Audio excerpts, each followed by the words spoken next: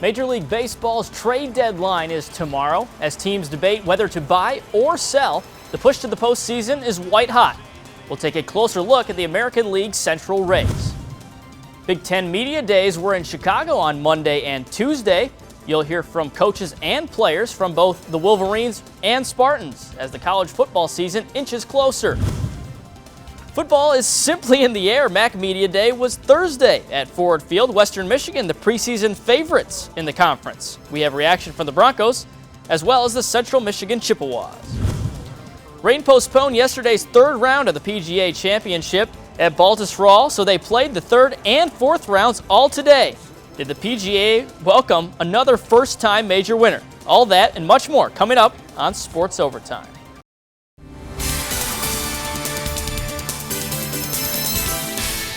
Welcome to Sports Overtime. I'm Zach Sapanik. Thanks for staying up late with us. With the Olympics beginning on Friday and football season following the games, this is the final Sports Overtime for the next several weeks. I know, I'm a little sad too. But what better way to start the show than with fireworks? Of course, I'm talking about what took place in the Motor City today. That is, the demolition by the Detroit Tigers. Mike Pelfrey and the Tigers facing reigning AL Cy Young Award winner Dallas Keuchel and the Astros. Bottom one, Miguel Cabrera. Right back up the middle, Ian Kinsler waved around third and scores. Tigers on the board first, and they jumped all over Keuchel early and often. Justin Upton here with 2 outs. Sends one through the left side. Cabrera waltzes on home, and the Tigers were up 2-0, still in the first. James McCann with the bases jacked. He jacks one to left center, his first career grand slam. Why not? Tigers put up a 6 spot in the first inning. And are they swinging the bats or what? Coupled the offense with a stellar outing from Pelfrey, 5 innings of 4-hit ball and 4 strikeouts. And the Tigers are looking pretty dominant right now. Cabrera going yard here in the 5th. The first of 2 home runs for him on the day. He's seeing the ball really well right now. Tigers destroy the Astros by an 11-0 final. Detroit's 6th straight win. Yeah, it's a good feeling. You put up 6 runs in the first inning.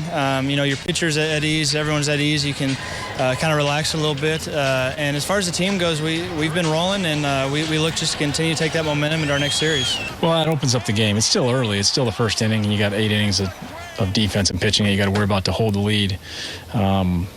And we were able to do it. And quite frankly, Keuchel settled down and pitched pretty well for about the next 4 innings. And the big thing is we were added on late and then kind of put some separation between us. To the team the Tigers are chasing, the Cleveland Indians entertained the Oakland Athletics this afternoon. Like the Tigers had a big first inning, the Indians enjoyed a monster third inning. Jason Kipnis here, bouncing one through the right side. Tyler Naquin and Abraham Almonte scored to give the Tribe a 2-0 lead. Then after a wild pitch, move runners up to second and third. Francisco Lindor hits one just deep enough to center to score the 3rd run of the inning. And if that wasn't enough, Mike Napoli at the dish, and he takes the first pitch he sees into the left field bleachers. An absolute no-doubter. Cleveland putting up 5 runs in the 3rd to give starter Corey Kluber all the support he would need. Kluber went 7 strong, allowing 5 hits, striking out 7. Indians blanked the A's 8-0 to sweep the series. In addition to getting the win today, the Indians front office also snagging a win for its bullpen. Just ahead of the trade deadline, the Indians dealt for Yankees southpaw reliever Andrew Miller. He won the 2015 American League Reliever of the Year and was named to the All-Star team this season. The Yankees are getting 4 prospects in return. For Cleveland, they believe this is what will help put them over the top. We want to try to do what we can to get to the postseason and win a World Series. And I think we've tried to be consistent with that. And we talk about that all the time. That's why we do what we do. And we felt that this team has done its part, and Tito and the coaches and the players have worked extraordinarily hard to put us in this position, and we wanted to try to explore every way possible to improve. A good vibe in the locker room. You could tell that there's maybe a little more excitement than normal at 9 o'clock in the morning. But, I think he definitely helps make us a better team. So the move bolsters the hopes of the AL Central leading Indians, but with the Tigers close on their heels, the ball is now in Al Avila's court, whether he will make a move or stay patient as key pieces will soon return from injury. Tigers currently just 4.5 back of the Indians. Meanwhile, the AL wildcard standings look like this. The top 2 teams make the postseason. Currently, that would be the Toronto Blue Jays and Boston Red Sox. But the Tigers sit just 1 back of the Red Sox for the second wildcard spot. Midwest League action, West Michigan Whitecaps and Lake County Captains back at it today. Ryan Castellanos right there, the brother of Tigers third baseman Nick Castellanos, making his Whitecaps debut.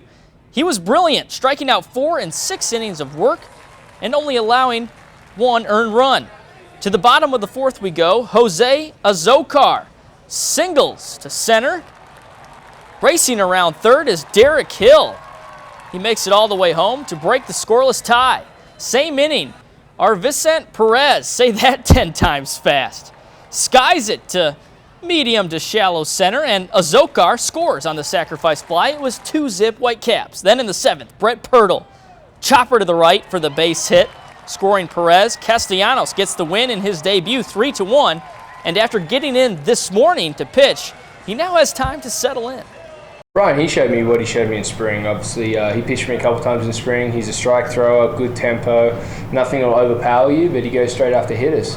He was efficient today, and he kept them off balance with his changeup. He's used his curveball, and he commanded his fastball, and that's why he had success. I don't have any of my stuff. These are not my shoes. I wasn't using my glove. I wasn't using anything. I don't even know where my bags are, but I'm in the process of figuring that out, so hopefully I can get it all back. You know, having Whitecaps fans, I've heard all about them. I've been here before when Nick used to play here. So it was something special, definitely, to be able to pitch here, and you know the crowd didn't disappoint. So it's an awesome atmosphere. Rain washed out play the 98th PGA Championship yesterday. So today, the 3rd round began bright and early, right around 7 a.m. The final round followed. Let's head out to Baltusrol. The rain subsided but did not go away. The course, very much saturated. On the 12th, it's Brooks Koepka burying the birdie putt to go to 7 under par. To the 16th, William McGirt climbing his way up the leaderboard. And the beautiful sand shot here helps, so he had that right there for par, which he would make to stay at 8 under. Then back on the 10th, Jimmy Walker had himself a rough front 9, but the stellar sand save leaves a tap in for par and stops his descent down the leaderboard. 14th hole, Henrik Stenson making moves. A great second shot here on the par 4. He would birdie and go to 8 under. Meanwhile, Walker on the 15th, the birdie attempt, catches the edge of the cup, drops back in. That gave him the solo lead at 10 under par. So here is what the leaderboard looked like after the 3rd round. Jimmy Walker maintained his lead with a 1-shot advantage over Jason Day, Brooks Koepka, and Henrik Stenson. Meanwhile, 2 back. So we move to the final round. Walker looking for the wire-to-wire win. The grounds crew getting things ready as the players chased the Wanamaker Trophy. And it was a battle between defending PGA Championship winner Jason Day and Jimmy Walker. Day draining the birdie putt here on 11 to get within 1 of Walker at 11 under. Then on 18, Day again, sitting 2 strokes back, hits his second shot on the par 5 within, look at this, he's looking about 14 feet. What a shot. And the crowd erupted just as Walker heard the roars from the crowd from Day's shot. Walker steps up to his birdie putt on 17, sneaks it in the side door. That put him 3 clear of Day. And it was a huge putt because Day right here put his eagle on 18 right down Broadway. So it all came down to Walker needing a par on the 18th. And that is exactly what he made. Walker winning his first major, defeating Day in a thrilling finish.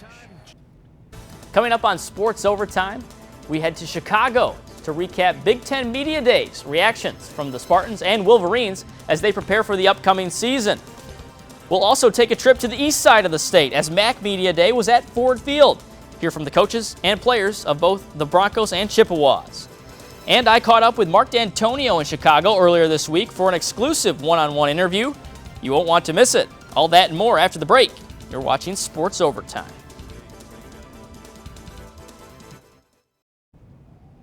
Big Ten Media Days took over Chicago last week, and there are plenty of storylines as we near the 2016-2017 season.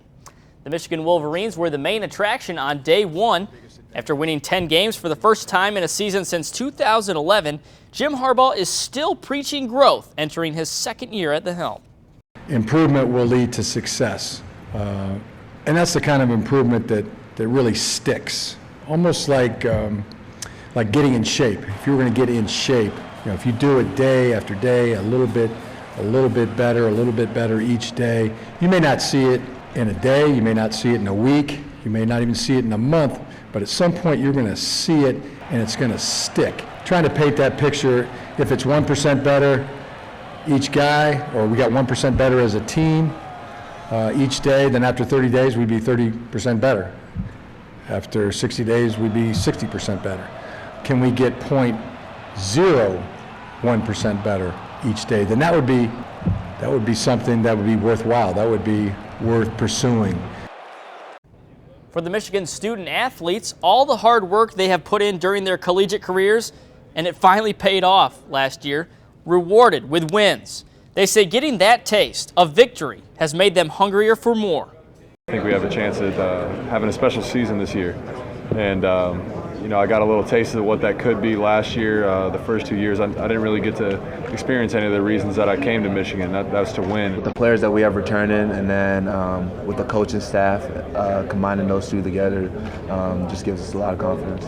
Those 4-hour practices, I know he wasn't doing it for any reason, no reason. I knew it was a method to his madness after you saw those 10 wins. We knew that we could be something special. And once we knew that, we bought in. And we saw like, okay, yeah, these 4-hour practices aren't so bad when you have wins. On Tuesday, Michigan State, the defending Big Ten champions, took center stage. Winners of 2 of the last 3 Big Ten titles, the Spartans have big shoes to fill at quarterback. But that doesn't concern the players because they will continue to do what they know best. It is tough to replace guys, but the thing with our coaches, they're bringing in guys that can do that. So we have all the confidence in the world in our guys, especially at quarterback position. We feel like we have 3 guys that can start there and do a great job. So none of us are worried about that. We have all the confidence in the world, and we're really just excited to go out and be able to show people what we can do. Connor's a great player, great person. It's crazy. I'll be watching film and see a throw that he throws me on the touchdown. I'm just like, why'd you throw that? The corner was bailing and the safety was on me. Why? I'm gonna miss those, those moments with him. But I'm gonna have them with Tyler O'Connor or Brian Lewerke or Damian Terry, whoever it is. I'm not really worried. They have unbelievable talent to do what we do. Like saying earlier, we don't worry about anybody else. We just play our game. You can have us down 30, you can have us up 30, but we just play our game and we can control what we can control. And he says that all the time. Coach D does, and I'm a firm believer in that, and that's what we take it serious between us. And if we want something to get done, we just, look to our left and our right of our brothers and we go to work. While the Spartan players aren't concerned with which of their teammates earns the starting nod at QB, the coaching staff remains diligent in finding the right guy and keeping MSU moving in the right direction. I'm joined by Michigan State head coach Mark D'Antonio. Mark, thanks for joining us. No problem. Thanks for having us here. Well, Mark, Michigan State coach teams by Mr. D'Antonio himself always are tough, gritty, to the ball, grinded out teams. What's a characteristic that fans can maybe expect from this year's Michigan State team that might be a little different from the past? Well, I think we've got a lot of the same things going for us. We've got about 31 players who've started for us coming back. So there's a good nucleus of players. There's a good nucleus of young players as well. So you're going to see the cycle sort of change at wide receiver and have new faces in there and those type of things. But I like where we're at. I like our people. I like our chemistry as individuals. And I think great things are in store for us. Now, obviously, you've talked about the quarterback position a great deal. Tyler O'Connor, Ryan Lewerke, and Damian Terry. Got it right. and you've said that there's going to be a playing time for all the guys throughout the regular season. Do you find that as an advantage for the guys to compete against teammates who they're familiar with and to kind of push them? Well, right now we want to keep the pressure on our quarterback group as a whole. So, Tyler O'Connor is a guy that is out in front right now, but I don't want the pressure to be on Tyler. Damian needs to have some of that pressure, as well as Lewerke, as well as Messiah DeWeaver. So all 4 of these guys are good quarterbacks, they're Big Ten caliber quarterbacks. So we're going to let them all have opportunities in fall camp, and then as it gets near to the season, we'll start to make decisions, and then we'll move from there. But I think it's important that we not put all pressure on one guy and say, hey, this is the guy, and then people like yourself and others, just start hitting on him a little bit. So that's how we tried to do it here this time around. Now, you guys obviously had a tough loss in the college football playoff last year, but you won the Big Ten championship. You won a title last year. How much pride does this team take into 2016, knowing that they have a championship to defend? Sure. I mean, we won 2 out of the last 3. So good things are happening in East Lansing, and our goal right now, our focus right now is back to back. It's back to back. And with the idea that we've won 2, and let's try and do more. But I think that's the nature of what we do. We're always trying to go a little bit farther, and so that'll be the case again this year, and we're looking forward to it. Awesome. Well, thanks, Coach. Best of luck this upcoming season, and we look forward to seeing how the Spartans do. On the other side of things, we'll take a trip through Mac Media Day. And was it a day without NASCAR? Find out coming up on Sports Overtime. On Thursday, Mac Media Day was held at Ford Field. Western Michigan and Central Michigan each taking turns in the spotlight. After winning the program's first ever bowl game last season, the Broncos are favorites to win the MAC this year. But the past and future expectations are just noise.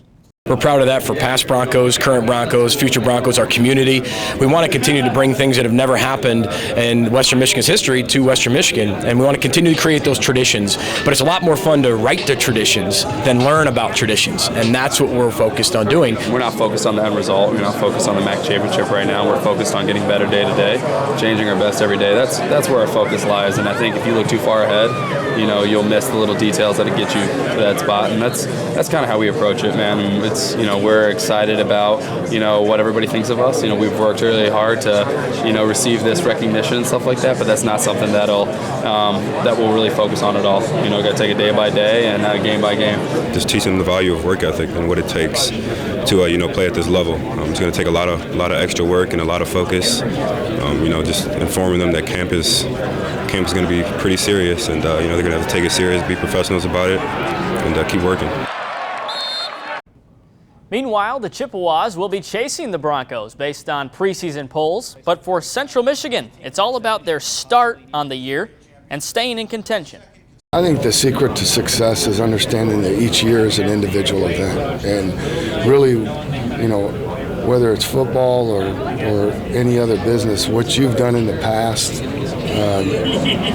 really doesn't weigh much or carry much bearing on your future. I mean, you still have to prepare. You still have to, put the work in. Yeah, we have to start fast. You don't have time to get it going later. With our non-conference schedule, and then also right away in the MAC West, in October we got 4 MAC West games right in a row. So start fast and keep it going. Cooper's a really good quarterback. We have a lot of confidence in him to make plays on offense, and I know he has a lot of confidence in us to make plays on defense. So on both sides of the ball, we're just excited for this year. We head to East Lansing next for the Mike Sadler Celebration of Life ceremony. Don't go anywhere. This is Sports Overtime.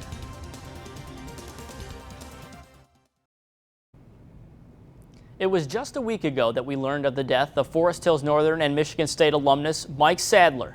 Today, the grieving stopped for a brief moment as friends, family, former teammates, teachers, and coaches gathered at Spartan Stadium for a celebration of life ceremony. Mike's impact was far-reaching in the West Michigan community, across Michigan State athletics, and the university as a whole. An impact that will never be forgotten. The definition of class, I'll leave you with this. I think this epitomizes Mike. Class never runs scared. Class never makes excuses. Class is considerate of others. And this is Michael. Every teammate here will tell you how, Mike lightened the mood from, camp days when, specialists really don't do anything. First and foremost, and, Mike's just chilling and, cracking jokes and, and I'm sitting here looking like, wow, I couldn't kick the ball. In between all that was a guy who just truly cared about you. I mean, anyone on the football team can say that. You know, no one was ever offended by his jokes. Everyone knew he meant well and just loved him. He was a great guy. Finally tonight, the NASCAR Sprint Cup Series Pennsylvania 400 set to go this afternoon at Pocono Raceway. But Mother Nature had other plans. Due to inclement weather conditions, they will run the race tomorrow. Start time is set for 11 a.m. We are down to the final seconds of Sports Overtime. On behalf of the entire production staff, I'm Zach Stepanek. Thanks for staying up late with us. Enjoy the 2016 Rio Summer Olympic Games. And a bouncing ball to the right side. He's going to cover it first. Hey!